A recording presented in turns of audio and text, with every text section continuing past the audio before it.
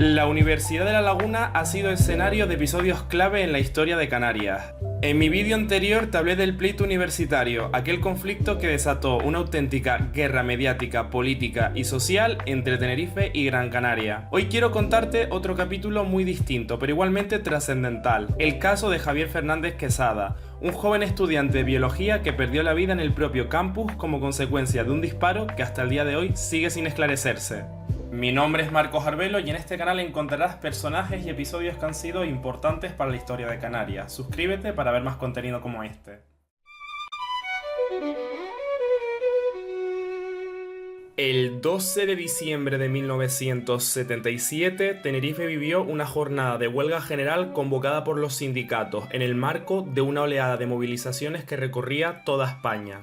La protesta se dirigía principalmente contra los pactos de la Moncloa, que según denunciaban los sectores sindicales imponían una moderación salarial que reducía el poder adquisitivo real de los trabajadores. En el caso de Tenerife, el sector del transporte público, es decir, la actual TITSA, los trabajadores del tabaco y los del frío industrial fueron los tres principales sectores en huelga. Tres sectores muy importantes en ese momento y en los cuales trabajaban miles de tinerfeños.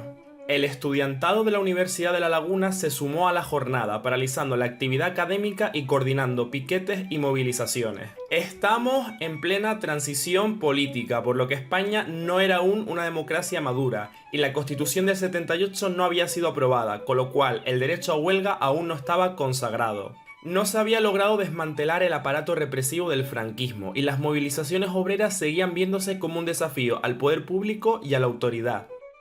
Testimonios coinciden en que, a lo largo de esa mañana del 12 de diciembre, la Policía Armada intervino inicialmente con balas de goma y botes de humo.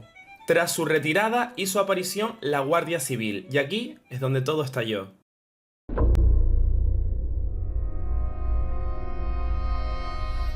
Sin que existiera un riesgo real a la seguridad y el orden público, varios agentes abrieron fuego con munición real hacia las instalaciones universitarias. Se cree que hasta 200 disparos se ejecutaron, alcanzando incluso viviendas próximas. La violencia del ataque convirtió el recinto universitario en una trampa mortal.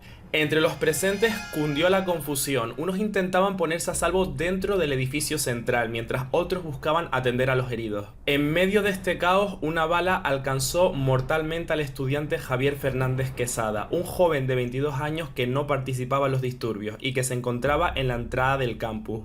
La bala le impactó en su pecho y murió prácticamente en el acto, pese a los intentos de sus compañeros por socorrerlo. Javier Fernández Quesada era originario de Gran Canaria y vivía junto a sus dos hermanos en San Cristóbal de La Laguna. Era estudiante de biología y esa mañana acudía a una tutoría con una profesora. Si bien hubo otros heridos por bala como Fernando Jaez Urría, estudiante de farmacia de 18 años, lo cierto es que la única víctima mortal fue el propio Javier. La escena era de pánico, pañuelos blancos, gritos pidiendo cese del fuego, agentes golpeando y deteniendo a personas con las manos en alto, y disparos que continuaron mientras estudiantes retiraban el cuerpo de Javier hacia el interior. Finalmente, la balacera cesó y la Guardia Civil trasladó el cadáver de Javier Fernández Quesada en un jeep hasta el hospital, donde únicamente pudieron certificar su pérdida.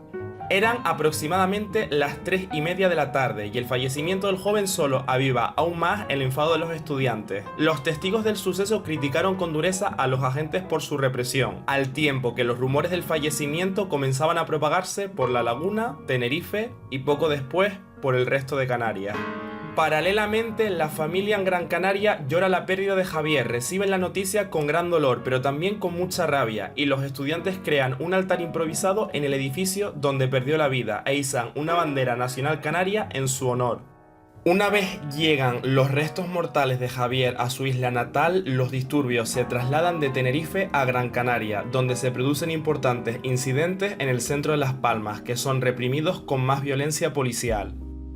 La Guardia Civil entró en la Universidad de La Laguna de forma ilegal, ya que el rector en ese momento, Antonio Bettencourt, no les había dado permiso para acceder al campus. Además, los agentes utilizaron armas de guerra en lugar de medios antidisturbios convencionales, lo cual resultaba completamente desproporcionado para una protesta de carácter estudiantil. Ese mismo día de diciembre se abrió una investigación judicial en el Juzgado de Instrucción número 2 de La Laguna para esclarecer la muerte de Javier Fernández Quesada. Al principio, las diligencias se centraron en tratar de identificar quién había sido el autor material del tiro que acabó con la vida del joven, pero pronto surgieron problemas. No se preservó adecuadamente la escena del crimen. Los testimonios de los vecinos y estudiantes no fueron valorados en igualdad frente a las declaraciones de los guardias civiles. No se encontraron, o no se aportaron, pruebas balísticas que vincularan un arma concreta con la bala que mató a Javier.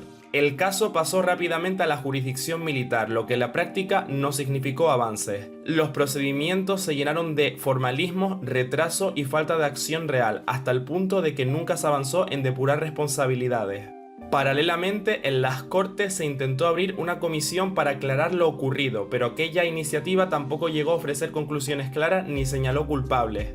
El propio gobernador civil, Luis Mardones Sevilla, llegó incluso a declarar que no estaba demostrado que un guardia civil hubiera disparado contra Javier, sembrando dudas sobre algo que los testigos habían vivido de primera mano. En cambio, para organizaciones como Intersindical Canaria, la muerte de Quesada fue un auténtico crimen de Estado que tenía responsabilidades políticas directas, señalando al entonces ministro del Interior Rodolfo Martín Villa y al propio Mardones como responsables últimos de lo sucedido. En paralelo, desde el Ministerio del Interior y la Gobernación Civil se emitieron comunicados que minimizaban lo ocurrido, justificando la intervención como una respuesta a disturbios graves.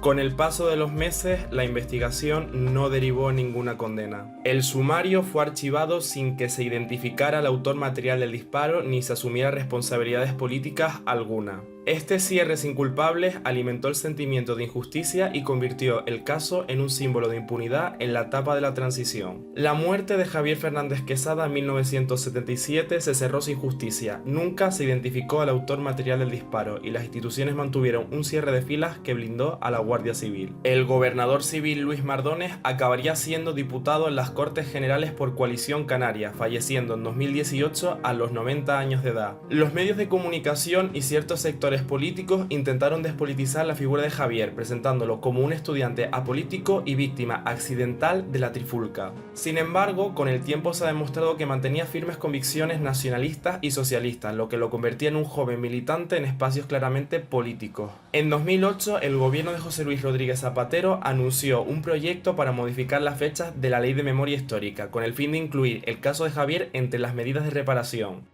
Aunque la justicia nunca llegó, Javier Fernández Quesada ha quedado en la memoria colectiva del pueblo canario como un mártir estudiantil y político, recordado por encarnar a toda una generación de jóvenes que soñaba con una Canarias libre y democrática.